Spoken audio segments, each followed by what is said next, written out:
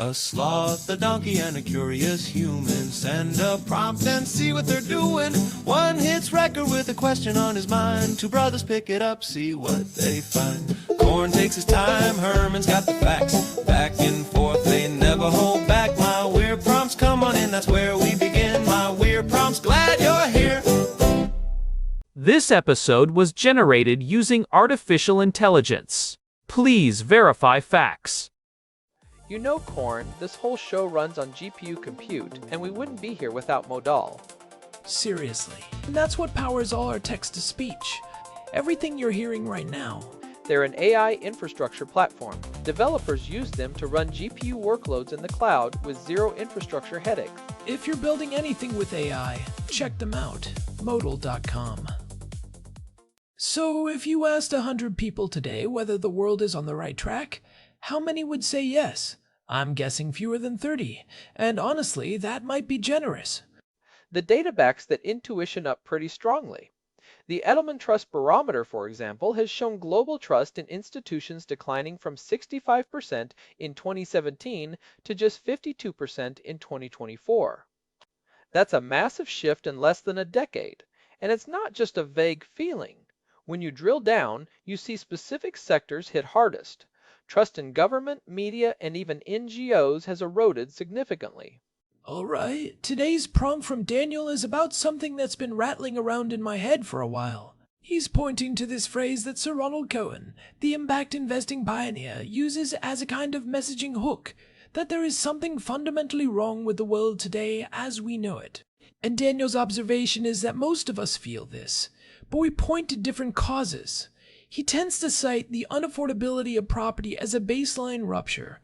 Others might point to climate, or technology, or democracy. So let's map this landscape.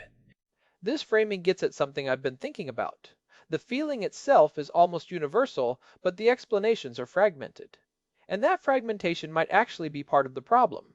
It's like we're all feeling different symptoms of the same underlying illness, but we're arguing about which symptom matters most.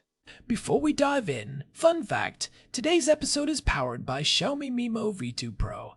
Anyway, let's get into it. Herman, you've been reading around this topic. When Cohen says there's something fundamentally wrong, what's he actually pointing at? Cohen comes at it from the world of finance and investment. His core argument is that traditional capitalism, the way we allocate capital, the way we measure success, has created enormous wealth but also enormous externalities. Environmental damage, social inequality, the erosion of public goods. His solution is impact investing, which tries to align financial returns with social and environmental outcomes. But the interesting part for our purposes isn't his solution, it's his diagnosis. He's saying the system itself is generating these negative outcomes as a feature, not a bug. He uses the metaphor of a car with a fundamental design flaw. It might look sleek and go fast, but it's constantly leaking oil and overheating. You can keep patching it, or you can redesign the engine. Right, and I think that's where the universality of the feeling comes from. It's not that one thing is broken, it's that the whole machine seems to be producing outcomes that most people didn't sign up for. But here's what I find interesting about Daniel's framing. He points to housing specifically as a baseline rupture. Not the most dramatic issue, not the most telegenic, but arguably the most fundamental. Housing is fascinating because it touches everything. If you can't afford to live somewhere stable, everything downstream suffers. Family formation, community investment, career risk-taking, even political engagement. And the numbers are stark. The median home price in the United States was 3.5 times median income in 1970. By 2024, it was 7.3 times. That's not a blip. That's a structural transformation of what it means to be a working adult. To put that in perspective, a teacher or a nurse in 1970 could reasonably aspire to own a modest home in many communities. Today, that same profession often requires a partner's income or significant family help to achieve the same goal. So you basically need two incomes now to afford what one income could buy in 1970. And even that's being generous, because the quality of what you're buying has also changed. Smaller lots, longer commutes, less access to good schools. I was talking to a friend in Toronto who pointed out that even with two professional incomes, they're looking at condos an hour outside the city, something their parents, on a single tradesman's income, wouldn't have considered acceptable. And here's the thing that doesn't get enough attention. This isn't just an American phenomenon. You see similar patterns in the UK, in Canada, in Australia, in Israel, where Daniel lives. The specifics differ, but the structural trend is the same. Housing has decoupled from wages in virtually every developed economy. In London, the price-to-income ratio is over 12. In Sydney, it's around 13. These aren't just numbers. They represent a fundamental reordering of life possibilities. Why, though? What's the mechanism? Several reinforcing factors: zoning restrictions that limit supply, financialization of housing as an asset class, treating homes as investments rather than shelter, low interest rates that inflated asset prices for decades, and arguably a failure to build enough public or social housing to keep pace with demand. Each of these alone would be manageable. Together, they've created a situation where an entire generation looks at the housing ladder and says, I can't get on the first rung. Take zoning as an example. In many North American cities, over 70% of residential land is zoned exclusively for single-family homes, making it illegal to build duplexes or apartments that could increase density and affordability. And that creates this really corrosive psychological effect, right? Because housing isn't just a financial asset, it's tied to identity, to stability, to the narrative of progress. If your parents bought a house at 25 and you're 35 and still renting, that feels like a broken promise. Even if your phone is amazing and you have access to incredible technology, the core life milestones feel out of reach. There's this great line from a sociologist I read. She said we've traded asset-based security for subscription-based uncertainty. You don't own your home, you rent it. You don't own your car, you lease it or use Uber. You don't own your media, you subscribe to Netflix and Spotify. Everything is temporary and contingent. That's a crucial distinction. The standard rebuttal to this kind of pessimism is, well, look at all the progress we've made. Smartphones, medical advances, lower global poverty, and those things are real. But they don't address the specific ruptures in the social contract that people actually feel in their daily lives. You could have a great phone and still feel like the system is rigged against you. It's like being told you should be happy because the food court has expanded while you're slowly starving. Okay, so that's housing. Let's talk about the climate angle, because Daniel mentioned it. The idea that for younger generations especially, climate change feels like a betrayal.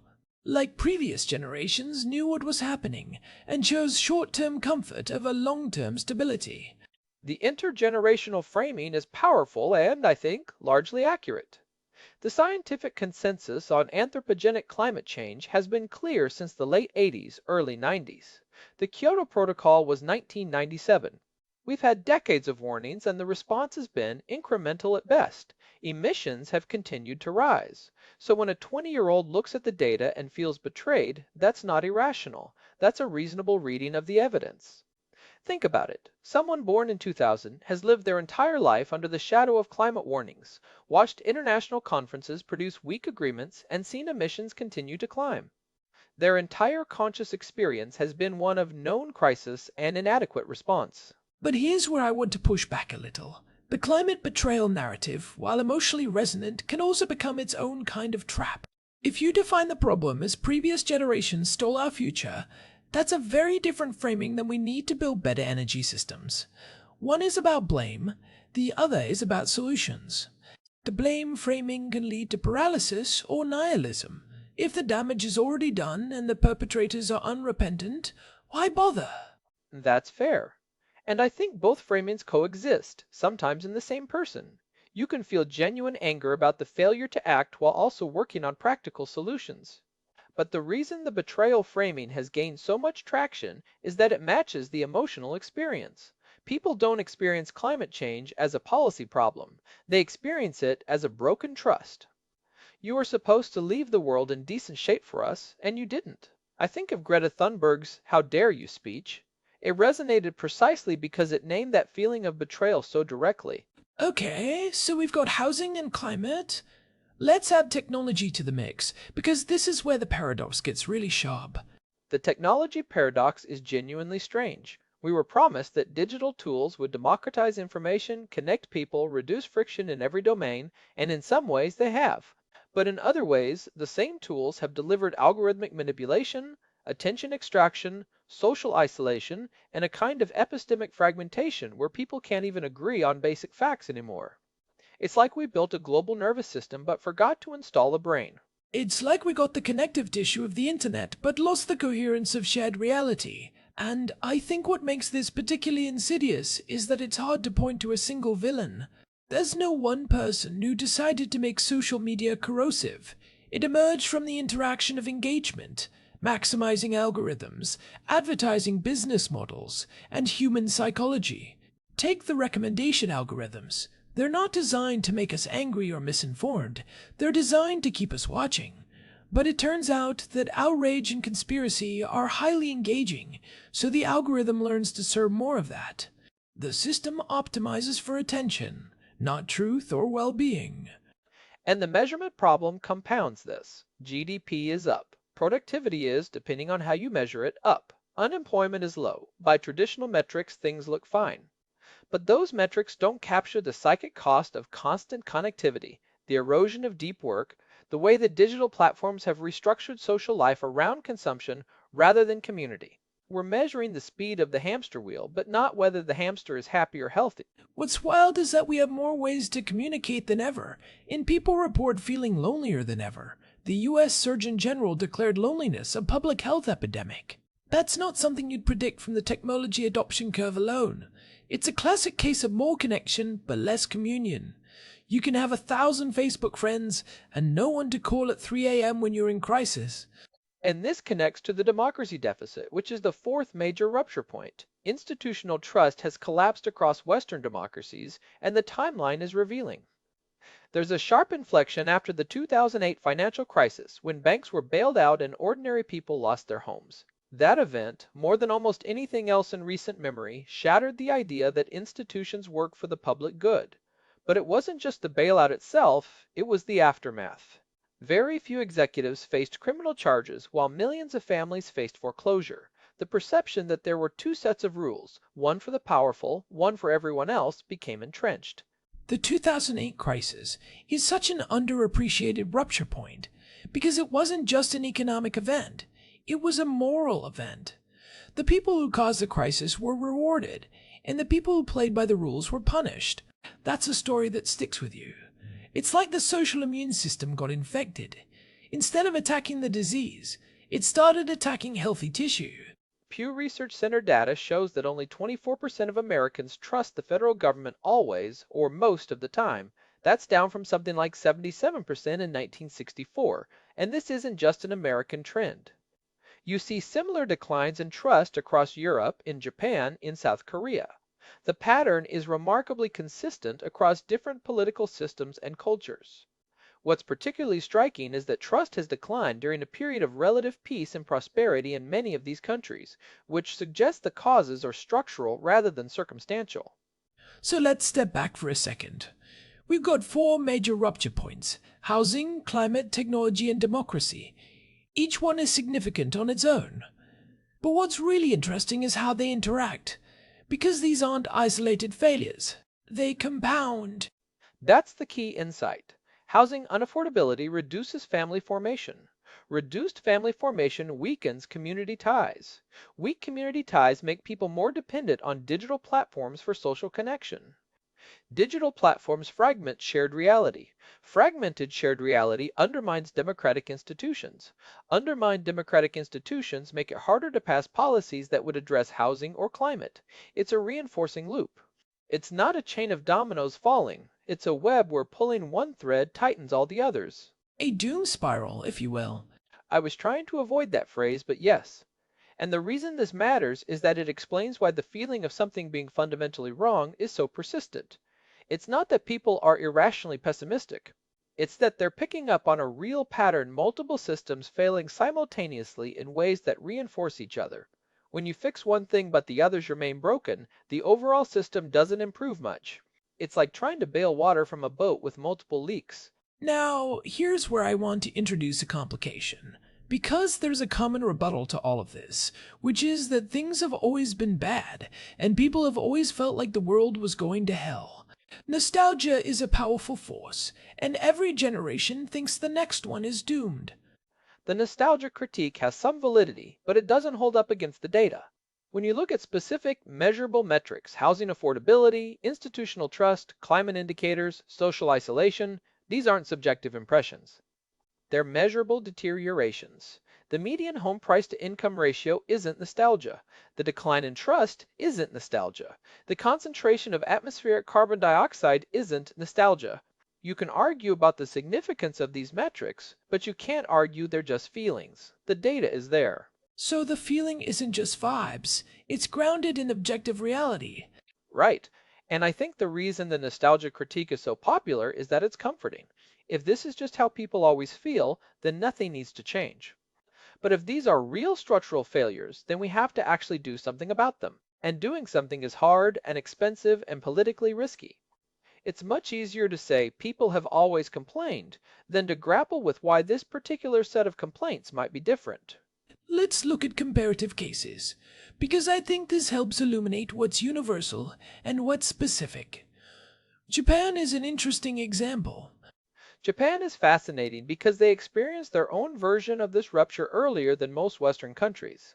The asset bubble burst in 1991, and they entered what's been called the lost decades. But the social consequences went far beyond economics. Japan developed an entire vocabulary for social disconnection. Hikikomori for social withdrawal, parasite singles for adults who can't or won't form families, the broader phenomenon of declining birth rates that has now created a genuine demographic crisis. What's remarkable is how economic stagnation became social stagnation. The economic freeze seemed to seep into people's willingness to take risks, form relationships, or imagine different futures. And what's striking about the Japanese case is that it shows how economic stagnation can create social pathologies that persist long after the economy technically recovers. Japan's GDP per capita is still quite high, but the social fabric has been altered in ways that GDP doesn't capture. You have this phenomenon where people describe feeling stuck, even when they're materially comfortable. The sense of possibility has evaporated. Exactly the measurement problem we were talking about. Japan looks fine by conventional metrics, but if you talk to Japanese people, especially younger ones, there's a pervasive sense that the social contract has broken down. Work harder than your parents for less security, fewer opportunities to form families, a shrinking sense of possibility. There's a term, salaryman, that used to denote security and status. Now it often denotes exhaustion and diminishing returns. Now compare that to the Nordic countries, which have tried a different approach. The Nordic model is interesting because it represents an attempt to preserve social mobility through deliberate policy choices. Heavy investment in public education, strong social safety nets, and critically, housing policies that have kept affordability more manageable than in Anglo-Saxon economies. Sweden, Denmark, Finland. They've all had their challenges, but the baseline social contract has held up better. They've essentially tried to build a buffer against the kind of systemic failures we're describing. Although even there you're seeing cracks. The rise of right-wing populism in Sweden and Finland suggests that the social contract is under strain even in the best-case scenarios. It's like even the most robust immune systems can get overwhelmed by new pathogens. That's a really important point. The Nordic model isn't immune to these pressures, it's just more resilient. Immigration, globalization, technological change, these forces are universal. The question is whether your institutions are strong enough to absorb the shocks without fracturing. And what we're seeing is that even strong institutions have limits when multiple pressures hit simultaneously. Okay, so let's talk about the narrative layer, because I think this is where things get really messy. Even if we agree that there are real structural problems, the way those problems get narrated and discussed is heavily shaped by social media and media ecosystems. This is where the fragmentation becomes most visible. Take housing. The left narrative is that greedy landlords and developers are exploiting people. The right narrative is that government regulation and immigration are driving up costs. Both contain elements of truth, but they frame the problem in ways that make common cause almost impossible. And social media algorithms ensure you mostly see the narrative that confirms your existing beliefs, creating separate reality tunnels. And social media accelerates this fragmentation because it rewards tribal identification. If you're on team housing is a right, you'll get amplified for attacking team housing is a market. The platforms don't care about solving the problem. They care about engagement, and outrage is engaging. It's like we've built a public square where the loudest, most extreme voices get microphones, while the moderate voices get drowned out. So we end up in a situation where there's broad agreement that something is wrong, but the diagnosis gets captured by competing political tribes, each of which has a vested interest in framing the problem in a way that validates their existing worldview. And the actual systemic nature of the problem, the way these failures reinforce each other, gets lost in the noise. We end up arguing about symptoms while ignoring the disease. This connects to something I find really interesting about Cohen's framing. He's coming at it from finance, from the investment world, and his answer is to redirect capital. But that's a very specific kind of answer, and it raises the question of whether the problems we're describing can actually be solved by market mechanisms, or whether they require something more fundamental. Cohen would argue that impact investing is a bridge, that you can't just flip a switch from extractive capitalism to something better, but you can start aligning incentives. And there's evidence that it works in specific cases. Social impact bonds have shown measurable results in reducing recidivism, improving educational outcomes. But the question is whether scaling these mechanisms can address systemic failures, or whether they're just treating symptoms. It's like putting better filters on smokestacks versus transforming the entire energy system. I think there's a deeper question here about whether the feeling of something being fundamentally wrong is actually a precursor to change, or just a new form of permanent dissatisfaction. Like, are we in a pre-revolutionary moment where the accumulated failures are about to produce a genuine transformation? Or are we in a permanent state of managed decline where people complain but nothing fundamentally shifts? I genuinely don't know. Historically, periods of widespread institutional distrust have led to either reform or collapse.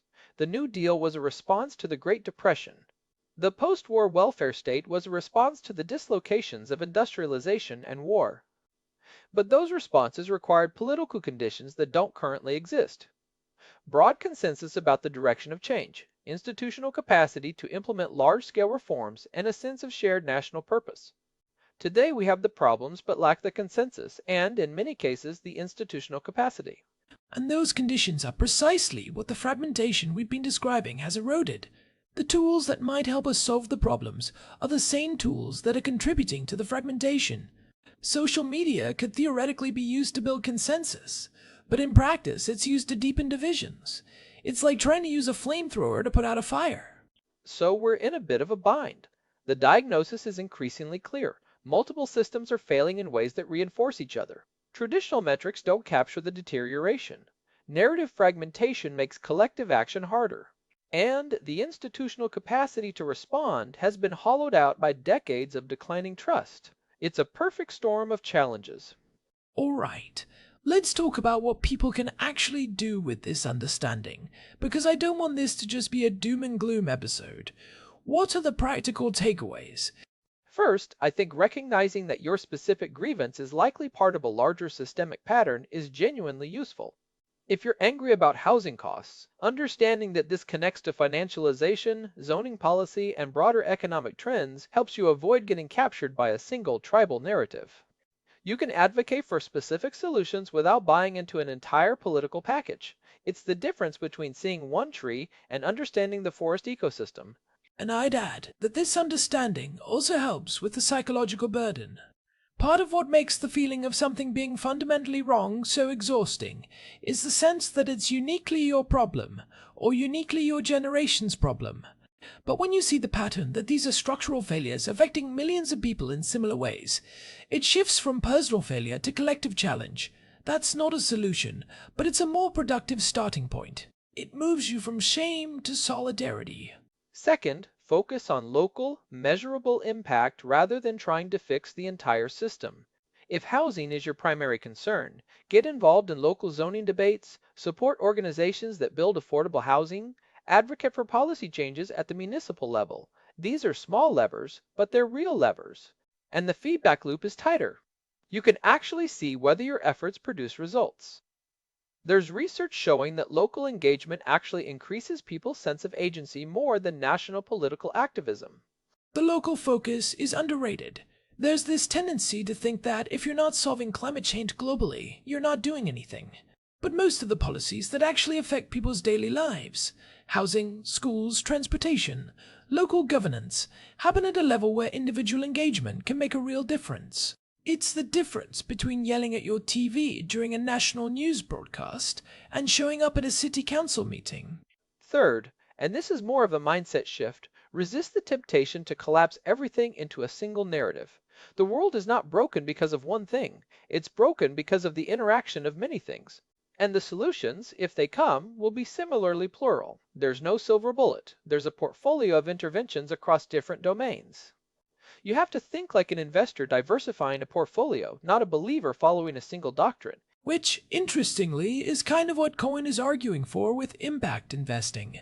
Not one solution, but a different way of thinking about how capital gets allocated across multiple problems simultaneously. That's a good connection. And it points to something I find genuinely hopeful, which is that the conversation itself is shifting. 10 years ago, impact investing was a niche concept. Now it's a multi-trillion-dollar sector. 10 years ago, the housing affordability crisis was a local issue in a few expensive cities. Now it's a national political issue in multiple countries. The awareness is catching up to the reality. We're finally starting to name the problems accurately, which is always the first step towards solving them. Whether the action catches up to the awareness is the open question. It is.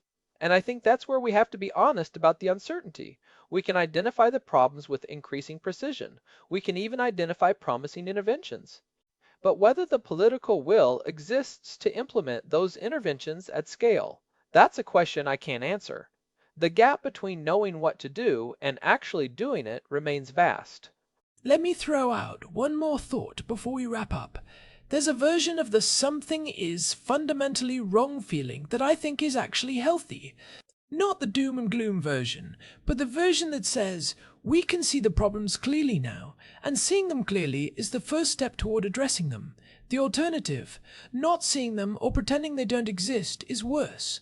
This clarity, uncomfortable as it is actually a form of progress. I agree with that framing. The feeling of unease is a signal. It's telling us that the systems we've built aren't producing the outcomes we want. The question is whether we respond to that signal with constructive action or with nihilism and tribal warfare. The signal itself isn't the problem. How we interpret and respond to it is. And I think the answer probably depends on which rupture point affects you most. If you're a young person locked out of housing, your response will be different from someone whose primary concern is climate, or someone who feels betrayed by technology platforms. The challenge is building coalitions across these different grievances without flattening them into a single story. You have to honor the specificity of each experience while finding the common threads. Which brings us back to Cohen's point about impact. The reason his framing resonates, there is something fundamentally wrong, is that it names a shared feeling without prescribing a single cause. And in a fragmented media landscape, that kind of open-ended diagnosis might actually be more useful than a specific policy prescription, because it invites people to bring their own understanding of what's broken and work from there. It's a big tent rather than a narrow church. All right, let's land this plane. Where do we think this goes over the next decade? I think we'll see continued institutional strain, but also continued innovation in how people organize outside of traditional institutions. Mutual aid networks, community land trusts, cooperative housing models, local governance experiments. These are all emerging responses to the failures we've been describing. They're small, they're fragmented, but they represent a genuine attempt to rebuild social contracts from the ground up. It's like immune cells forming around an infection when the main system fails. And I think we'll see the political landscape continue to realign around these issues in unpredictable ways. The old left-right divide doesn't map cleanly onto housing versus climate versus technology. New coalitions are forming, and they don't follow the traditional playbook. You might see environmentalists and housing advocates finding common cause against exclusionary zoning, or tech workers and traditional unions aligning against platform monopolies. The optimistic read is that we're in a period of creative destruction. Old institutions are failing, but new ones are being built. The pessimistic read is that the destruction outpaces the creation, and we end up in a more fragmented, less functional society. The honest answer is probably both, simultaneously, in different places and different domains. The honest answer is probably both, depending on where you look. Probably so. All right. Thanks as always to our producer, Hilbert Flumingtop. Big thanks to Modal for providing the GPU credits that power this show. This has been My Weird Prompts. If you're enjoying the show, a quick review on your podcast app helps us reach new listeners. Until next time, this episode was produced using Xiaomi Mimo V2 Pro. Text-to-speech by Chatterbox. Thanks for listening to our show, My Weird Prompts, where our thoughts go from slow